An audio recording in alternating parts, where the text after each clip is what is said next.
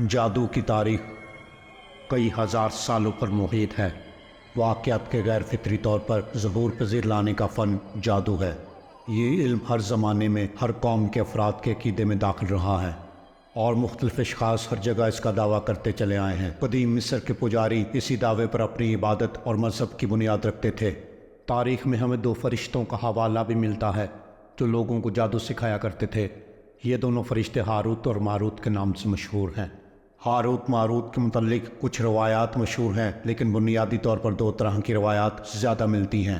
ایک جو قرآن و حدیث اور تابعین کے اقوال میں موجود ہیں، اور دوسری وہ جو توریت، انجیل اور اسرائیلی روایات میں آتی ہیں، جبکہ ان اسرائیلی روایات کی پیشتر علماء اور مورخین نے تائید کی ہے۔ اس ویڈیو کو آخر تک ضرور دیکھیے گا اور ویڈیو کو لائک اور شیئر بھی کیجیے گا۔ حضرت ادریس علیہ السلام کے زمانے میں انسان بہت بد عمل ہو گئے تھے۔ فرشتوں نے بارگاہ الہی میں عرض کیا کہ اے مولا کریم، انسان بہت بدکار اور بد عمل ہے اور یہ خلافت کے لائق نہیں، انہیں معزول کر دیا جائے، یا کم از کم خلیفہ یہ رہیں اور وزیر ہم، تاکہ ہم ان کے بگڑے کام سنبھال لیں۔ رب تعالیٰ کا ارشاد ہوا کہ اس کو غصہ اور شہوت دی گئی ہے، جس کی وجہ سے یہ زیادہ گناہ کرتا ہے۔ اگر یہ چیزیں تم کو ملیں تو تم بھی گناہ کرنے لگو۔ فرشتے بولے کہ مولا کریم، ہم تو گناہ کے پاس بھی نہ جائیں گے، خواہ کتنا ہی غصہ اور شہوت ہو۔ حکم ربی ہوا کہ اچھا، تم اپنی جماعت میں سے اعلیٰ درجے کے پرہیزگار فرشتے چھانٹ لو، ہم ان کو غصہ اور شہوت دیتے ہیں، پھر امتحان ہو جائے گا۔ چنانچہ ہاروت اور ماروت جو بڑے ہی عبادت گزار فرشتے تھے، انتخاب میں آ گئے۔ حق تعالیٰ نے ان کو یہ چیزیں یعنی غصہ اور شہوت دے کر شہر بابل میں اتار دیا اور فرمایا کہ تم قاضی بن کر لوگوں کا فیصلہ کیا کرو اور روزانہ اسم اعظم کے ذریعے شام کو آسمان پر آ جایا کرو۔ یہ دونوں 1 مہینے تک ایسے ہی آتے جاتے رہے۔ اتنے عرصے میں ان کے عدل و انصاف کا عام چرچا ہو گیا اور بہت مقدمے ان کے پاس آنے لگے۔ ایک روز ایک نہایت حسین و جمیل عورت جس کا نام زہرہ تھا، یہ ملک فارس کی رہنے والی تھی، اس نے اپنے خاوند کے خلاف مقدمہ دائر کیا۔ یہ دونوں اسے دیکھتے ہی عاشق زار ہو گئے اور اس سے برے کام کی خواہش کی۔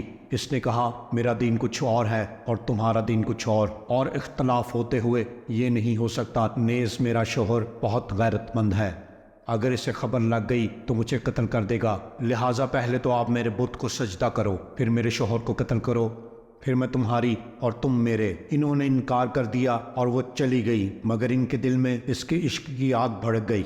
آخر سے پیغام بھیجا کہ ہم تیرے گھر آنا چاہتے ہیں۔ اس نے کہا کہ سر آنکھوں پر یہ دونوں اس کے گھر پہنچ گئے۔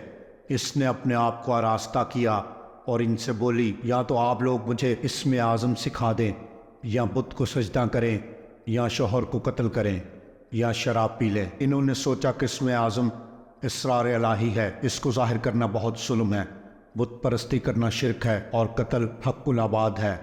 لاؤ شراب پی لیں۔ چنانچہ شراب پی لی۔ جب شراب پی کر مست ہو گئے، زہرہ نے ان سے بت کو سجدہ بھی کروا لیا، اپنے شوہر کو قتل بھی اور اسم اعظم بھی پوچھ لیا۔ زہرہ تو اسم اعظم پڑھ کر صورت بدل کر آسمان کو پہنچ گئی۔ حق تعالیٰ نے اس کی روح کو زہرہ ستارے سے متصل کیا اور اس کی شکل زہرہ ستارے کی طرح ہو گئی، جسے آج وینس کہتے ہیں۔ جب ہاروت و ماروت کا نشہ اترا تو یہ اسم اعظم بھول چکے تھے اور اپنے کیے پر نادم اور شرمندہ تھے۔ حق تعالیٰ نے فرشتوں سے فرمایا کہ انسان میری تجلی سے دور رہتا ہے۔ یہ دونوں شام کو حاضر بارگاہ ہوتے تھے، پھر بھی شہوت سے مغلوب ہو کر سب کچھ کر بیٹھے۔ اگر انسان سے گناہ سرزد ہو تو کیا تعجب ہے۔ تمام فرشتوں نے اپنی خطا کا اقرار کیا اور زمین والوں پر لعن طعن کرنے کے بجائے ان کے لیے دعائے مغفرت کرنے لگے۔ پھر یہ دونوں حضرت ادریس علیہ السلام کی بارگاہ میں حاضر ہوئے اور شفاعت کے طالب ہوئے۔ آپ نے ان کے حق میں دعائے مغفرت کی۔ بہت روز کے بعد حکم الہی آیا کہ ان کو اختیار دیجیے کہ یہ یا تو دنیاوی عذاب قبول کر لیں یا آخرت کا۔ حضرت ادریس علیہ السلام نے انہیں حکم الہی پہنچایا۔ انہوں نے عرض کیا، یا نبی، اللہ کی دنیا کا عذاب فانی اور آخرت کا عذاب ابد و ابد تک باقی رہے گا، ہم کو دنیاوی عذاب منظور ہے۔ چنانچہ حق تعالیٰ نے فرشتوں کو حکم دیا کہ ان دونوں کو لوہے کی زنجیروں میں جکڑ کر بابل کے کنویں میں اوندھا لٹکا دیں۔ اس کنویں میں آگ بھڑک رہی ہے اور یہ لٹکے ہوئے ہیں۔ فرشتے باری باری سے ہر وقت ان کو کوڑے مارتے ہیں۔ سخت پیاس سے ان کی زبانیں باہر لٹکی ہوئی ہیں یہ عذاب قیامت تک ایسے ہی شدید رہنے والا ہے۔ امام ابن کثیر اور فخر الدین رازی جیسے مفسرین اس کو افسانہ اور من گھڑت کہانی قرار دے کر سختی سے رد کر دیتے ہیں۔ وہیں امام سیوطی جیسے علماء اس روایت کو مستند مانتے ہیں۔ ہاروت ماروت اور جائے بابل کے سلسلے میں ایک اور روایت کثرت سے بیان کی جاتی ہے، جس کے مطابق ایک زمانہ ایسا تھا جب شہر بابل روح زمین پر تہذیب و تمدن کا مرکز تھا۔ یہاں کے لوگ باطل خدا کی پرستش کیا کرتے تھے۔ یہ لوگ اپنی قسمت ان سے وابستہ سمجھتے تھے، اس لیے علم نجوم اور علم فلکیات میں بڑے ماہر تھے۔ ان کے بت خودوں میں ستاروں کی پوجا کی جاتی تھی۔ یہ لوگ جادو، تنتر منتر، سفلی کو بہت اہمیت دیتے تھے اور اس علم کے ذریعے معاشرے میں خوب فساد پھیلاتے تھے۔ یہ لوگ طلسم اور جادو میں بہت ماہر تھے۔ ان میں بڑے بڑے جادوگر موجود تھے۔ ان کی تاریخی کتابوں میں جگہ جگہ جادو اور تنتر منتر نظر آتا ہے۔ ان کا جادو دور دور تک مشہور تھا۔ مختصر یہ کہ اس شہر کا باشندہ ہونا ہی جادوگر ہونے کی علامت تھی۔